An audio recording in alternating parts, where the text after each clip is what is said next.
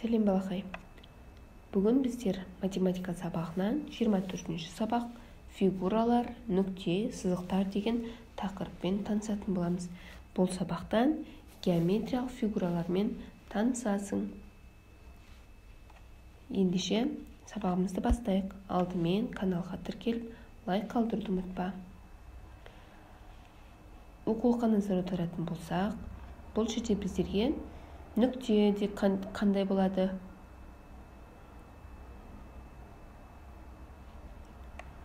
Түзу сызық дегеніміз қандай болады? Қисық сызықтар, сынық сызықтар туралы түсінік берілген. Әрбірін мұқият қарап, есте сақтап алу қажет.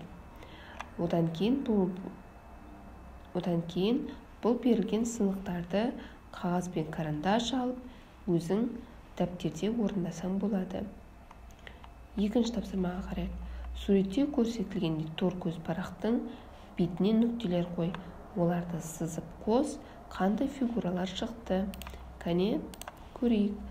Бірінші, мына екі нүктені біріктіреміз. Келесі, бұны төмендегі нүктемен біріктіреміз. Келесі, және оны жоғары көтереміз. Бұл жерден бізде балалар шаршы фигурасы шықты. Келесі, үш нүкте берілген. Үш нүктені бір-бірімен қосамыз.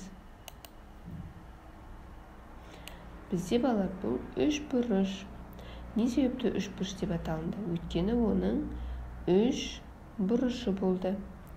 Бұл жерде төрт бұрыш, сондықтан бұл төрт бұрышы болғандықтан бұл төрт бұрыш деп аталынды. Келесі тапсырмада фигуралар қораптарға қандай белгілері бойынша орналастырған?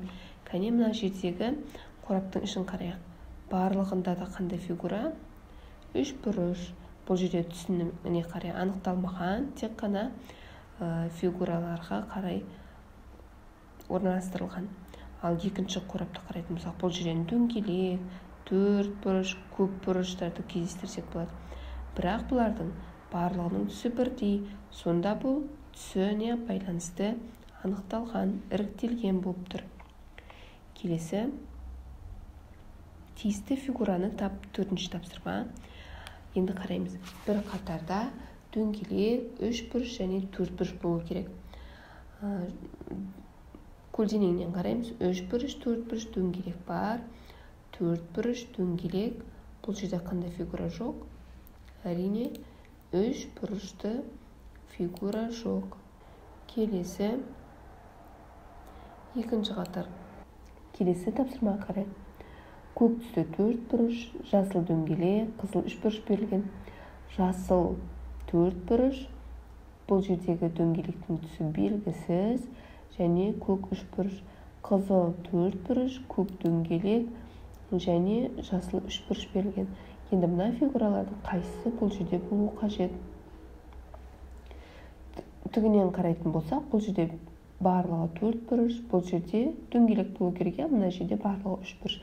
Енді жасыл, көк, қызыл қайсысы болу керек? Мына жер жанындағы фигураларға қарайтын болсақ, олардың түстері араласқан. Енді бізде көк бар, жасыл бар. Енді бізге керегі қызыл дөңгелек екен. Тапсырма түсінікті болды деген ойдамын. Келесі сабақта кездескенше.